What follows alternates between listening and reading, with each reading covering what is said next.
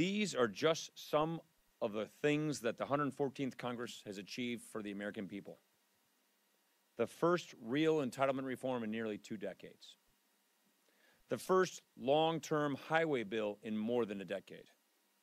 The biggest rewrite of our education laws in 15 years.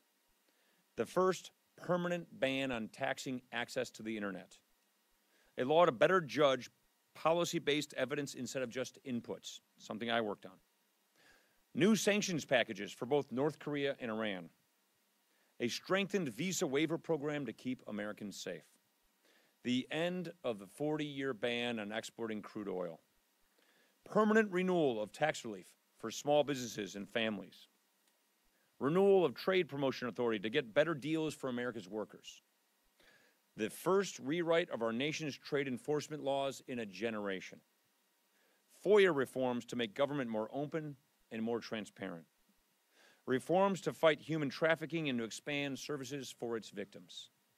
A Bill of Rights for the survivors of sexual assault. Reforms to help our veterans, including the Clay Hunt Suicide Prevention for Americans Veterans Act. Reforms to level the playing field for American manufacturers. A law to prevent a taxpayer bailout of Puerto Rico and allow the island to retake control of its future. Resources to tackle the Zika virus. Landmark legislation to combat opioid addiction and to support long-term recovery. Landmark legislation to accelerate the development of cures of rare diseases, as well as the most significant mental health reform in more than a decade. And when our defense bill becomes law, as it's about to, our troops will see their biggest pay raise in 6 years. My predecessor, John Boehner, was a big part of that work, of course.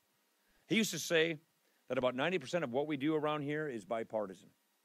The other 10% gets all the attention. Bipartisanship is not rare, it is just rarely noted. On that note, I'd be happy to take your questions.